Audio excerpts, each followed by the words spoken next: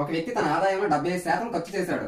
ఆదాయం 20% పెరిగినా, ఖర్చు 10% పెంచినా, పొదుపులో మార్పు శాతం ఆప్షన్స్ ఇలా ఇచ్చాడు. ఒక వ్యక్తి తాలూకు ఆదాయం ఇన్కమ్ ఏమో 100 అనుకున్నాం, 100%. అందులో ఆదాయం 75% ఖర్చు చేశాడు. అంటే ఎక్స్పెండిచర్ 100 లో 75 అయిపోయింది. అంటే సేవింగ్స్ పొదుపు ఎంత ఉంటుంది? 175 ఖర్చు చేస్తాడంటే 25 సేవింగ్ అవుతుంది. ఇప్పుడు ఆదాయం 20% పెరిగినా, ఇన్కమ్ 20% పెరిగిందని అంటే 100కి 20 కలిపితే 120.